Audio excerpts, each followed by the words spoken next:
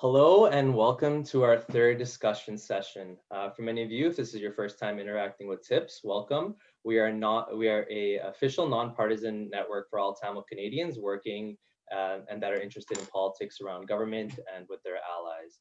We here at TiPS have a dual mandate to build bridges and connections among Canadian public servants from all orders of government and to build bridges between the government and the Tamil community.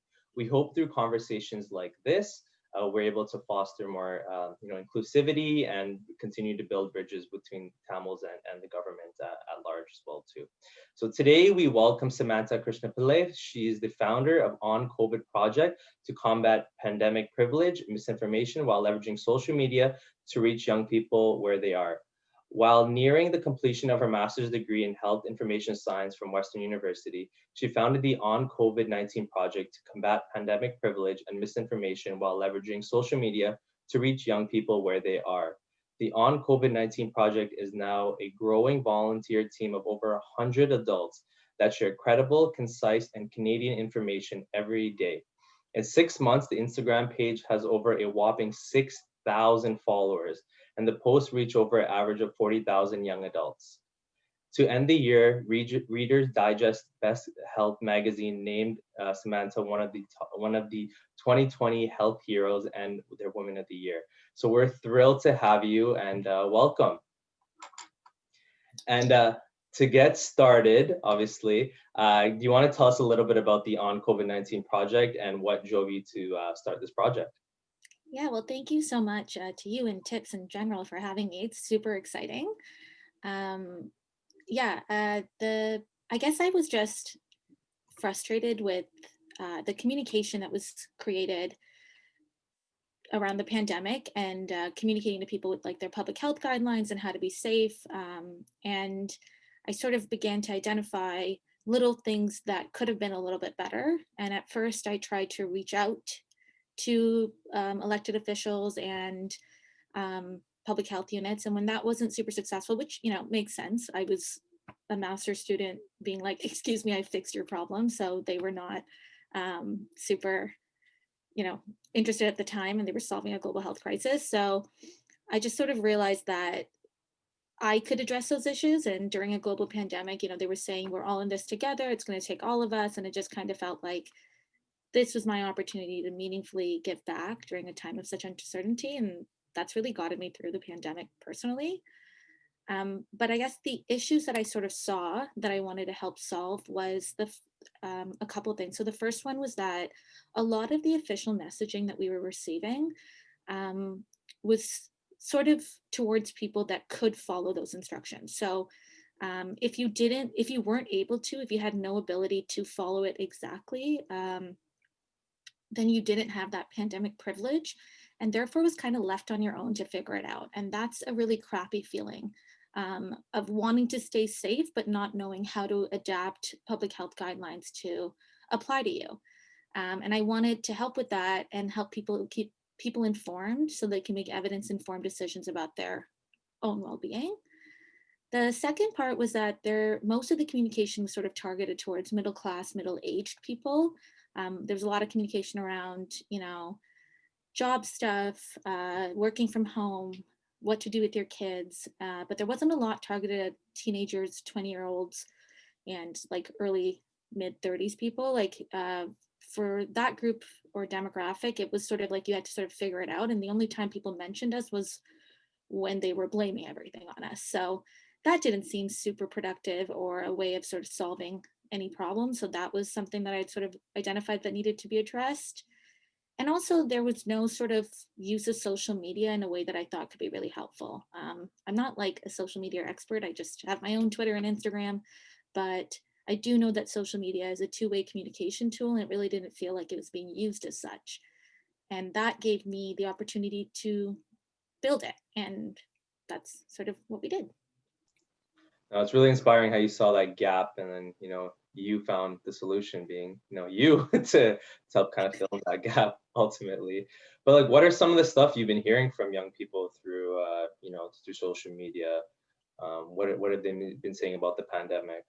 Yeah, I also want to say that like you mentioned, it's not just me. I had the idea, but the team is now quite large, and Right. it's definitely a collective effort. But Yeah, we get the weirdest range of questions, which really reflects like the diverse mosaic that is Canada and the type of questions people put in. So we have people asking like specific things around pre-existing conditions that they have and how they should mitigate the pandemic. And our advice there is always, talk to your private, like a public health physician or health physician or someone like that. But we also get questions around issues with roommates who aren't really following the pandemic guidelines, issues with employers that won't let people take time off. Often millennials and Gen Z work in like the gig economy or in spaces where like you don't really have sort of a union to step in. So Yeah. that's obviously pretty difficult. Questions around how to speak to parents and communicate with them, and frustrations around stuff like the numbers and the situation at hand. We also got a lot of questions, not so much right now, but back in like September, August, around dating, having Mm, sex with people that they don't live with already, stuff like that, that like you can't really, I guess, I mean, you, it's not like you're going to call your public health unit and like, excuse me, right. I would like to go on a date. They're just going to be like, please figure it out. Right, right, So that it's been a range of questions, but those were some of the like themes we were seeing.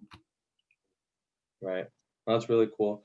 One thing we did do at Tips was kind of similar to what you guys do on your social media. Is, I see a lot of times I pose questions to the public and try to get responses from young people. So we did that as well too. So the next set of questions are a few of those questions we did receive.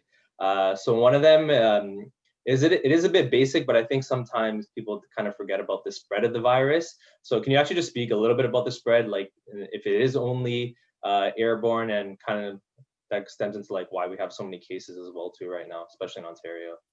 Yeah. Okay. So the virus isn't only airborne. It also spreads the way colds spread as well. So I guess you can get, if an infected person sort of sneezes or coughs or sings or shouts or breathes really heavily, like after exercising or something, they create respiratory droplets and aerosols. So a respiratory droplet is generally a little bit larger, and because of gravity, they fall quite quickly onto the ground, or anything in its range. So that might be your phone, it might be a door handle, it could be just an object. And in that case, the virus is spreading through a fomite, which is like science talk for just like it's an inanimate object that now has the virus on it. So that's where you get a lot of the public health like guidelines around, washing your hands frequently, not touching your hand, face, and eyes in case you do touch those things. And that's where those guidelines come into play. And in addition to that, there are what we are now looking at as like airborne particles, which are the aerosols. And those infectious sort of aerosols come into direct contact with your nose, your mouth, your eyes, you inhale it. And that's what spreads the virus within you, because it stays in the air longer when an infected person sort of, it doesn't really like, it's not weighed down enough to come down with like gravity. So that's the sort of airborne component. And the way you can protect yourself from that is wearing a mask. And if an infected person wears a mask, even better, because they're not spreading it. It's a super effective way of limiting the spread. So yeah, that's how it spreads. Thank you for that response. Another question we had from our social media. It is from our social media, but I guess it does kind of, I feel like it applies to a lot of us young folks as well too, is me as a young, healthy individual, why should I care if I contract COVID-19? Yeah, I love this question. We get this a lot too. So that's another one that we've been getting quite a bit. It's just like, why does this matter to us? Or how do I convince people that it should matter, like if they get it? And I think, I guess young people, like healthy young people, are more likely in a lot of cases, like if you're super healthy and stuff, to recover from the virus, but that doesn't mean that you definitely will. There is a high likelihood that you could also die from it, or have recover but have become a long hauler who has like long-term lasting effects. So people who were super healthy before now can't walk down the street, but there's no detection of the virus in them anymore. They're not really sure, like scientists aren't super sure as to how that's happening. But because there's such an uncertainty around this novel virus, it's brand new, we don't really know what the long-term implications of it are. You're putting, like, you'd have to live with the long-term, there's a risk that you would have to live with the long-term impacts of COVID-19 on your body for the rest of your long life. So you should definitely care about contracting the virus. If the long hauler thing goes the long route and it sticks forever, that would be considered a pre-existing condition, which might limit your ability to access future drug trials, future medication, things that you would need to be healthy in a future scenario. So like in the same way that as we get older, we start to go, oh, you know what, maybe I'll take a multivitamin to be safe. Like, don't risk it. Just don't risk getting the virus. It's not something that you're like, we can get it and get over it. It's not that easy. There's just not enough science to be sure about that right now. Right. And then in addition to that, I think that we're spending a lot of time talking about the individual and not so much about how this impacts our community. So Right. you might be super healthy, but the people that you surround yourself might not be. They might be older, they might have pre-existing conditions, and that can lead to them most likely developing severe symptoms of the virus. And that's when you're seeing people, get hospitalized or go to the ICU. And that's when people die from it. That not only puts a risk at those people in your circle, but it's also risking hospital staff and resources and frontline workers, essential workers with you going about life. So if you have the immense privilege of staying home and protecting yourself during this pandemic, I really think that you should stay home and mitigate those risks so that you're doing your part to prevent community spread. Right. So kind of like follow up to that, and it was another question we got as well too, is, obviously we're told to stay home, physically distance when we can, wear a mask. Like, what if I go for a test, get tested negative? Is that my green light to now go see, my friends and family? So first, we're in a lockdown, so you should Right. not be seeing any of your friends and family. Correct. But the short answer to that sort of question is no. So a COVID-19 test is like a picture of your nose at the moment that you took it. So it only shows what was on that swab at the moment that you had the swab in your nose or however they extracted it, which means if you don't have enough of the viral load in your body at the time, because the virus over time would spread through your body and therefore have a higher viral load, it might come up as negative. So a negative test doesn't mean you're in the clear. It just means that in that moment, you're not testing positive for COVID-19. Right. It could also mean you're in the clear. You could actually just not have the virus, but there's also a likelihood that you do have the virus, and in a few days, you're going to know that. So a negative test is not a guarantee, and it's not a get out of jail free card to go do things with friends. I know there's a lot of stories of celebrities doing that right now, but let's not mirror our lives after them. No, I'm totally with you. Another question we got through our social media as well too, ironically we got it through social media because it's about social media, is that there's a lot of susceptibility and misinformation around COVID-19. I've gotten some crazy forwards through WhatsApp. I've seen some wild likes on Facebook and other social media platforms. So, what are some tactics you use to kind of identify accurate information? And even, for instance, say you get some misinformation, like what do you do in that situation as well? I think that I've always been quick to Google things, my whole life. It drives my family nuts. So I always try to find a couple different news sources before I accept that information is valid. I also just as a rule of thumb, this is if my mom hears this, I'm so sorry, but if my parents forward me something on WhatsApp, I just assume it's not true.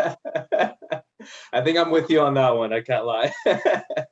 It's not that they're not right about other things. I'm just going to go ahead and own the social media for the family.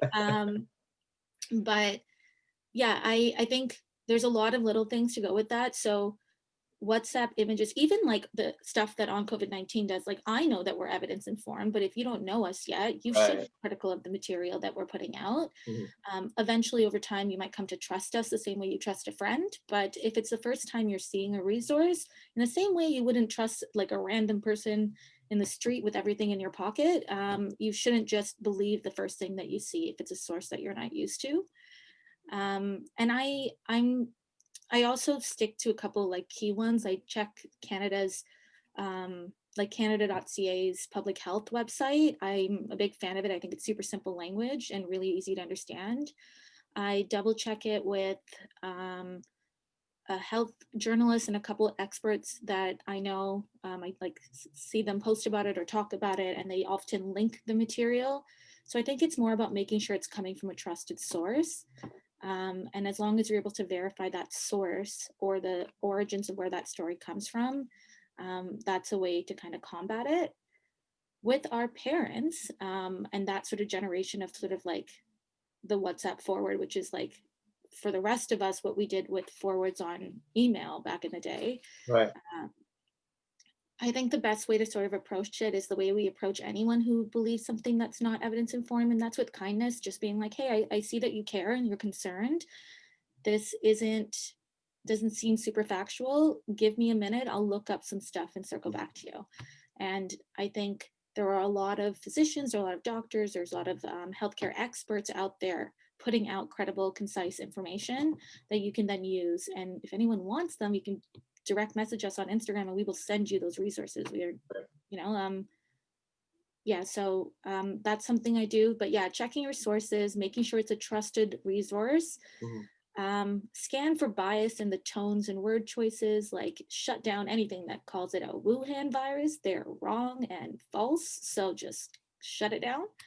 Um, and also know that just because someone has used super scientific terms that maybe are not in our everyday language doesn't mean that they are geniuses. It just perhaps means that they have a thesaurus. So maybe not like using that for sure. So you just got to kind of trust your gut with that. And if when in doubt, there are resources online. Like I think the World Health Organization has like a WhatsApp alert number type thing that you can use where Oh. you can get alerts from them. But I have not had this confirmed yet, but that's what I've heard. Um, and I think that there is a Google fact check service that exists and an international fact checking network that's online now. So those things put together are a great way for us to double check that information. That's awesome. Yeah, I think you've shared a lot of great ways, and yeah, kindness and empathy really goes a long way, especially with our parents as well too. And, But no, go ahead. and patience with our Yes, of course. And yeah, and similarly on that topic of trust, we did get a few questions specifically around the vaccine. So how much trust should we put into the vaccine and the whole vaccination process and research there? A lot of folks have fears on how quickly it was developed. What are your thoughts on this? And can you speak to, one particular vaccine being safer than the other, whether it being, Pfizer or Moderna? Yeah. Okay, so first, when the vaccines are available for young, healthy people to take, I will be taking it because I do trust in the process that has been used. The scientific process that goes into approving a vaccine and then sending it to market is quite rigorous. There are trials. Yeah, there are like historical situations or past situations in which it took much longer to develop a vaccine, but between then and now, the research has improved. And also, this was probably one of the first times where there was a collective, like multi-government approach to it. So there was a lot of money backing it. Mhm. And that really went a long way to get the vaccine out fast. And that's a good thing. It's a good thing that the scientists were able to find us a vaccine to help prevent any of us from getting this virus. Right. So the scientists in charge of this, they have been vetted. They've vetted how the process went. They've talked in at length about how they didn't cut any corners in developing the vaccine. That a lot of the research that went into like the speediness of how it happened is because these things. mRNA vaccine technology was already being developed and they just got to use it in this case. Which was super beneficial to all of us. And that there are a lot of other government and bodies that have to approve it, and like in Canada, Health Canada has to approve a vaccine before Canadians can get access to it, and before it can go to our market. So there's a rigorous process that in which like Canada's like Health Canada's independent drug authorization process is recognized around the world for its high standards and rigorous reviews. So it's like after all the trial stuff of the vaccine, it also goes through something with Health Canada before it's available at market. So I know it feels sort of scary because it did happen quite fast. Right. And it's good to be critical about the stuff that we consume both in our bodies and in our brains when we think about stuff. But there's nothing right now that indicates that the virus isn't safe. And in terms of what is safer, there are some limitations around like age, I think, between Pfizer and Moderna. But generally speaking, they both have the same likelihood of efficacy and of working, and also just of like being safe for the people, like in terms of how many people were in the study and how those people reacted to it and stuff. There's nothing really that stands out in comparison to any other vaccine that many of us already have. And my way of trusting this vaccine is listening to folks like you. So I'm on the same page as you, and I'll definitely be taking it when it's available as well too. Awesome. Next question. So this was another question from our social media. It's about specifically the Tamil community as well too. Is why do you think Tamils and other POCs are getting COVID at higher rates than other folks, and what steps can we take as a community? This is such a heavy question, but I'm more than happy to try and tackle it. Sure. So the Canadian Medical Association says that 85% of our risk of illness is linked to social determinants such as income, housing, education levels, systemic racism, access to healthcare, and only 15% is really associated with your biology and genetics, which means that it's not really your body that's really the issue of why people of color are disproportionately impacted by COVID-19, but it's the systems in which we live, work, play, go about our days in. That's like a really crappy thing to hear, but unfortunately has been proven over and over again. This is not data that's unique to COVID-19. It's further proven or supported by COVID-19, but it existed long before that. In our society, race is correlated with wealth. Wealth is correlated with behavior, and behavior is correlated with exposure to stuff. And that's from an epidemiologist at the University of Ottawa, which I thought was really well said. And he also said that non-white people tend to be poor. Poor people tend to have jobs in which they can't socially distance, and that's the big thing there. And if you're low income, you're not really able to isolate as well. You might live with multiple households within one apartment. You might not be able to have your own bathroom in your home, your own bedroom. These are all things that increase the spread. You might have to take public transit. Like, these are all additional factors, and that's not saying that every person of color is impacted like this. There are wealthier people of color that maybe aren't affected by in the same way that people who are low income are, but there definitely is a direct correlation. And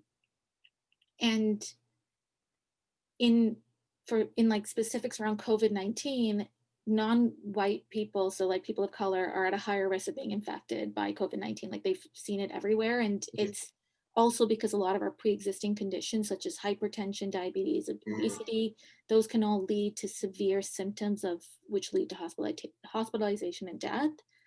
And then it's such a multifaceted situation, but like those things often are related back to like what's in your diet. How do you afford to have a healthy diet?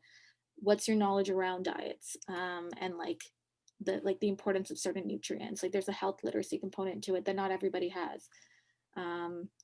And all those things kind of accumulate but come down to the fact that the socioeconomic status of an individual impacts their access to health and health status in general. So that's what's really leading to it, which is really gloomy and crappy. Yeah.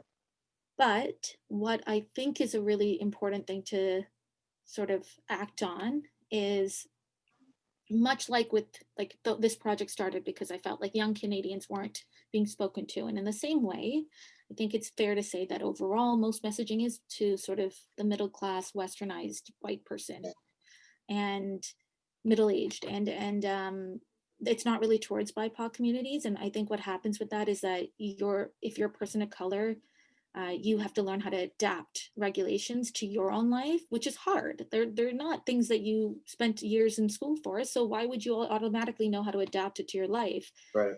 It's super convenient that public health messaging for Thanksgiving, Christmas, Halloween were very, very clear. Yeah. But for Diwali, there weren't as clear instructions. Thai Pongal's coming up, and there are not very clear instructions around that. And that's a systemic issue. That's not on the individual, but what we can do is that regardless of what the holiday is, remember that staying home right now and only interacting in person with your own household is the most important thing you can do to prevent the spread. Yeah. And wearing that mask consistently. And if you have a family member who's not listening to that, just being like, I love you, please just listen to me and put the mask on. Like, just be careful. And remembering that if honestly, like, we have to look out for each other and we have to take care of people in our community. Yeah. I also know that a friend of myself, we're working with a couple other partners who are all people of color, and we're looking to connect with community leaders around getting literature out around the vaccine hesitancy stuff and access to a vaccine and all of that. And we're really trying to tailor it to Tamil communities and other like communities of color. So that's something that we're really looking forward to working on. And I'm excited that the project is at a place now where I can sort of look at that type of stuff and not just be focused on the Instagram all the time. That's So awesome. that's really exciting. Yeah, and definitely reach out to TiPS as well too, because we can definitely help you make those connections as well and share some of the content in Tamil if we need to as well. That's awesome. Thank you. For sure, for sure. And I know that was a very tough question, so I appreciate your response on that. And my final question is just around the lockdowns and just your thoughts on how effective they've been. And obviously, I'm also asking this on the day where Ontario has had the highest cases as well too. Yeah. But what do you think about the lockdowns, and do you think we need to have more strict measures put in place as well too? Yeah, I mean, I'm not, and I feel like I should have started with this, so my bad, but like, I'm not an expert. I'm just like freakishly informed because this is all I'm reading and all I'm doing and all I studied. So I don't know every study around lockdowns, but what I do understand is that, based on what I've read, is that lockdowns can and have worked to slow the transmission of the virus, but not all lockdowns are created equally. Right. And it really comes down to two components. So we know for a fact that during the first wave, back in like March, springtime, that there was a huge positive effect in slowing the spread of the virus due to the lockdown in Canada. It's too early right now to definitively say that like this lockdown's not working, but this lockdown is not exactly like the lockdown from the spring. And I think a lot of us know that. There are people still going to work and they're just like trying to social distance at work, but they're still going. Malls are not completely closed. People are still, gathering there for work purposes. And you can still go for curbside pickup. And it's kind of like we're doing a lockdown and in theory it should work, but we've left cracks for the virus to slip through. And because it's not like it's impacting one person, it's going to exponentially impact people. That it's not created the same as the last one. So it might not be as effective. It most likely won't be as effective. And that really comes down to sort of two things. There's a combination of like the policies have to be effective. So the lockdown has to be a lockdown, like a real for sure lockdown, not what some people have been calling a mockdown. So it has to be a lockdown like the spring. And then we have to have this proper structures and systems set up, like paid sick leave, making sure that people from marginalized communities have places, like if they live in overcrowded areas, that there are isolation centers set up for you to go to if you can't isolate in your home, because then you're at risk of spreading it to your family. Right. We need support for tenants, because if everything is shut down, you can't really be like, pay your rent. That's like cruel. Right. And we need support for students, especially, you know, post-secondary students who are sort of in the flux in that situation. So it isn't just one team of people working on it. It's a multi-sector approach to lockdown, and everyone has to buy into it in order for it to work. And a real lockdown with all those things into consideration, I would say would have a very good likelihood of working. Right. The flip end of that is personal responsibility. And I think each of us have a responsibility. Like I was saying earlier, if you're able to stay home, like everything that you want to do will be there after the vaccine. Yeah. Um, so staying home, minimizing the spread, minimizing your risk and the risk of the people in your life, and making those sort of informed decisions is super important. So yeah, lockdowns can work. This one is a little weird though, so it might not, though uh, there are a lot of great pieces to it. It's not super effective just because things are still operating, and everything that's operating that's not entirely essential is a risk factor. Awesome. Yeah. Thank you so much for all your responses. I know some of those questions weren't easy, but I appreciate you taking the time to respond to them. As a wrap up, though, I do want to ask, how folks can, get in touch with you and also, interact more with the On COVID-19 project as well, too, if they have some more questions that may have not been answered here today. Yeah, for sure. So, um, first of all, I thank you so much for having me. What Of an course. exciting, and I hope I answered the questions the way they were supposed to be answered. Um, it always feels like there's someone grading me, but I guess No, no one's grading you. Your answers were brilliant. It's an A+ if you're getting graded. thank you so much. But yeah, no, thank you for having me. Our project can be found right now on Instagram. It's at OnCOVID19, like 19. It's a really cool project, I think. It's youth-led, volunteer-based, and totally grassroots. We answer a lot of questions through carousel posts, and people send us in questions all the time, either by email or by just like DMing the account. And we take all of that and we either make a full post around it or we do a Q&A sort of series. We want your questions because like otherwise I'm just pretending I know what's going on with other people's lives and coming up with things that we should cover. And I would much rather cover the questions that you have than what I think other people have.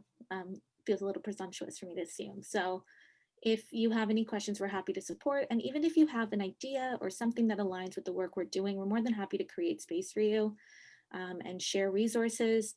Sometimes people just want to know what are the best sort of resources that they could then use to look things up. And I'm happy to provide things alternative to what we're doing to you. It's as long as people are making informed choices, I will be happy. So Awesome. yeah, that is, yeah, on COVID-19. And our website is oncovid19project.com. Awesome. And I'll include all these links for folks as well, too, so Super. they can connect with you as well. So thank you again so much. And again, please reach out to Samantha and the team if you have any questions. I know they're very eager to answer. Thank you so much. Thank you. Thank you so much for having me.